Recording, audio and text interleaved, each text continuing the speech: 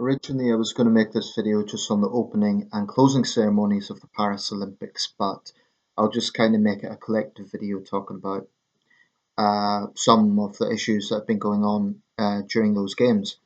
It was the 33rd Olympiad of the modern era, and this year marks exactly 2,800 years, give or take a few months with the changing of calendars, of the Olympics. If we go back to the ancient Olympics, it's dated roughly to 776 BC.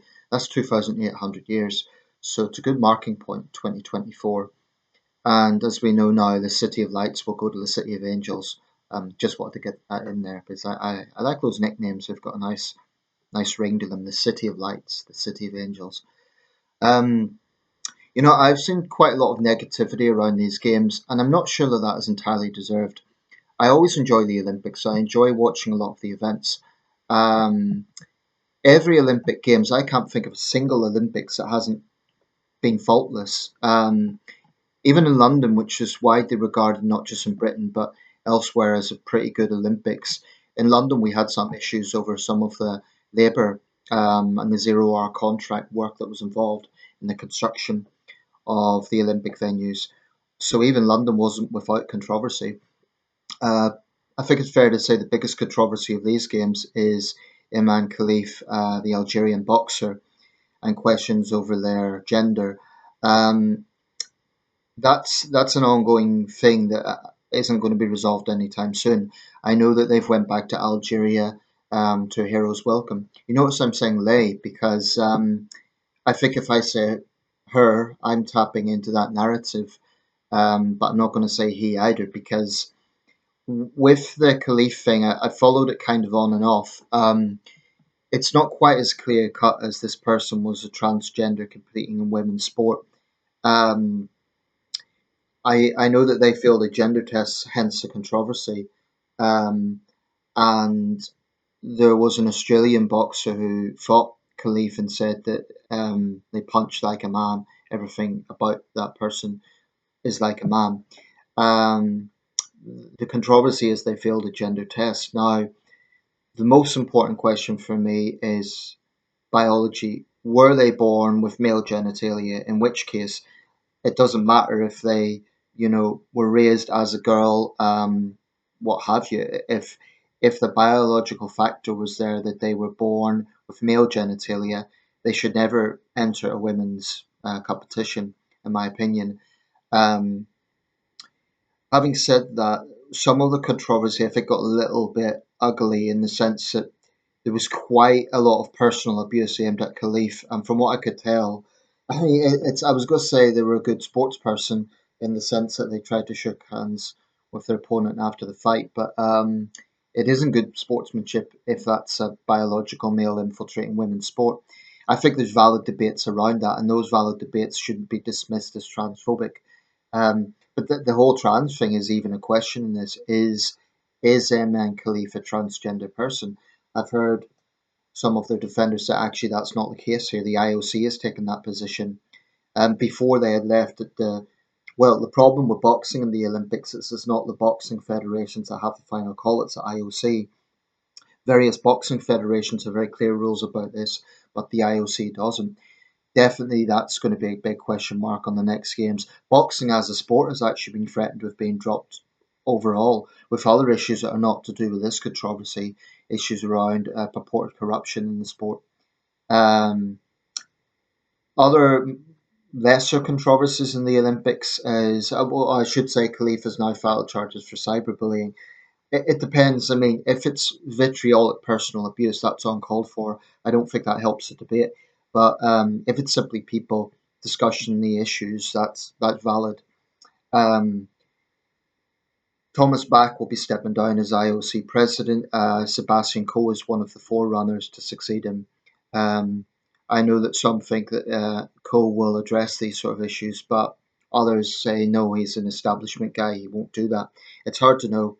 But IOC president is a pretty prominent role. I mean, effectively, he or she, so far there's never been a woman in that position, is basically the most important sporting official in the world.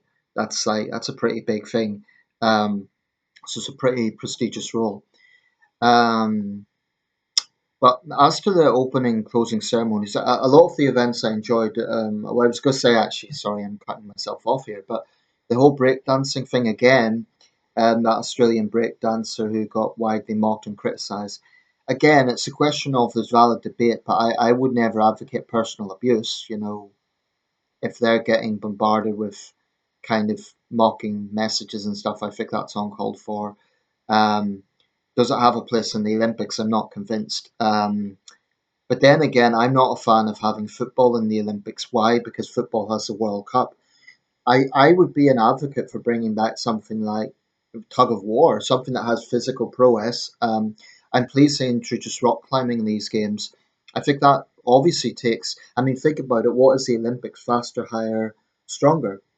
Well, rock climbing involves all of those things. It's about speed, strength, and it's height, right? So that really fits the Olympic spirit. So I think that's been a worthy addition this year. I always enjoy athletics, gymnastics, weightlifting. I enjoy the Olympics, and long may it continue. I know some people say, "Oh, the Olympics is dead." I don't believe that for a second.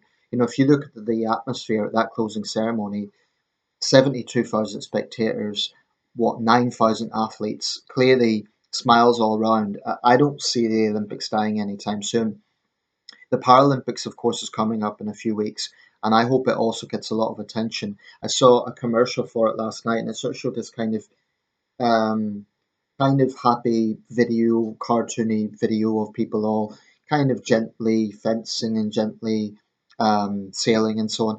And then at the end, it sort of showed one of the judokos, and she was sort of in this like happy kumbaya circle. And then suddenly she's kicked down, and you see the real person, and it's like they aren't messing around. It was a pretty good ad actually, a promotion for the Paralympics.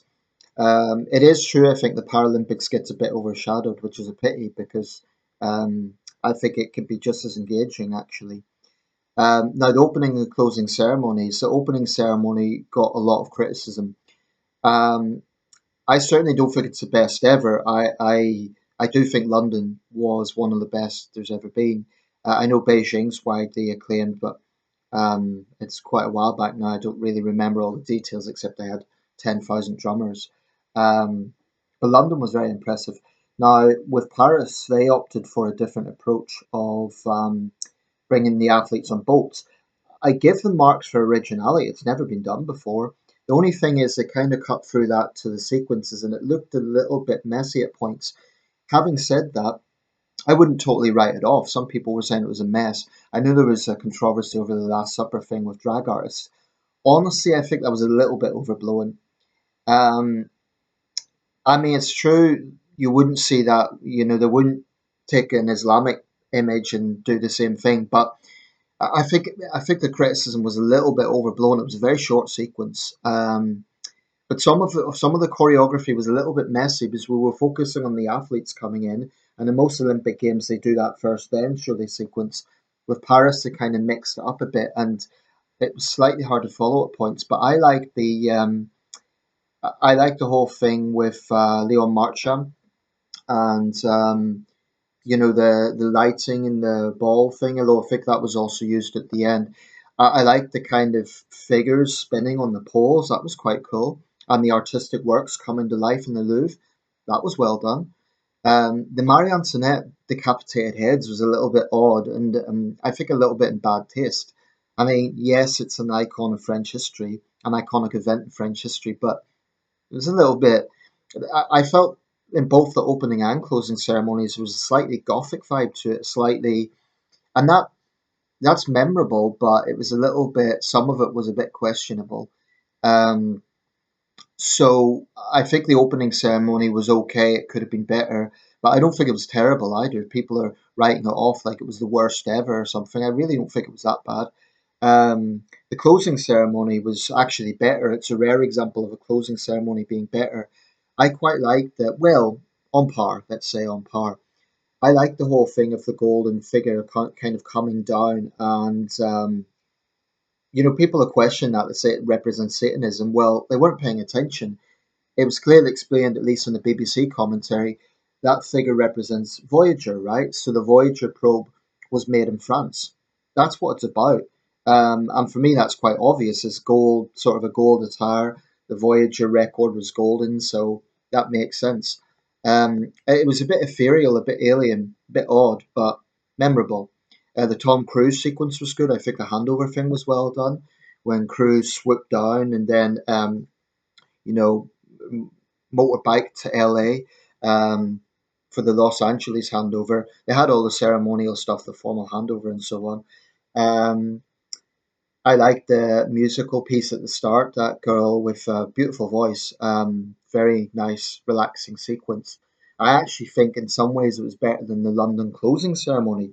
The London opening ceremony was wonderful. The London closing ceremony, now I'm going to watch it again because I have a DVD coverage of that, but I don't really remember it that well. But I think the Paris closing ceremony was overall pretty good. If I had to give them marks out of 10, I'd give the opening ceremony 6, 7 out of 10, and I give the closing ceremony 7 out of 10.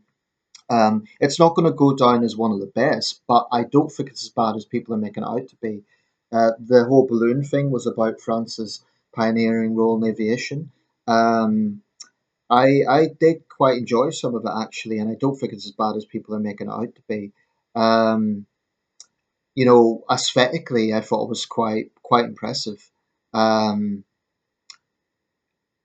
let's see, Tokyo is not that memorable, but then with Tokyo, I feel sorry for the Japanese hosts on the grounds that they had to do that in the middle of COVID. So under the circumstances, they've done the best they could. There's a book I've got by Steve Redgrave, the great rower, six-time medalist, and he cited the Los Angeles opening ceremony of 1984 among one of his Olympic highlights. The Sydney opening ceremony 2000 is widely acclaimed as well. Um, all in all, I enjoyed the Paris Olympics. There were controversies, not just in Imran Khalif and the boxing thing, the River Seine and the pollution from that. But I don't think you could take an event as big as the Olympics and just dismiss it as all bad or all good. There's always going to be pros and cons, and I think I enjoyed it. I think it was engaging. I think it was and I don't think it's as bad as people are making it out to be regarding the opening and closing ceremonies. It's all down to taste ultimately. Others will disagree and say it was a mess. I quite like some of the sequences. I like the figures in the Louvre coming to life. I like the Tom Cruise sequence was good, but I liked the singing sequence at the start of the closing ceremony. Um, the bands were a little bit informal, like you'd have to be into those bands, I think, to get into it. Um, but overall, I think it was quite engaging. And long may the Olympics continue. This is not to say that there isn't grounds for controversy. There is corruption in various sports.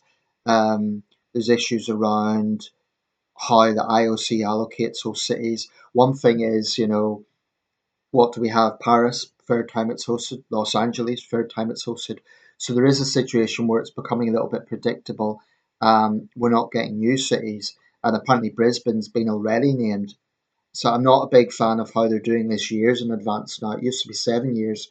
Now they're doing it even. I'm thinking, when was Brisbane formally chosen? Nothing against Brisbane, but when was that formally chosen? You know, um, but because of the way the world's climate is, you're not going to ever have a games in Delhi or Riyadh because it'll just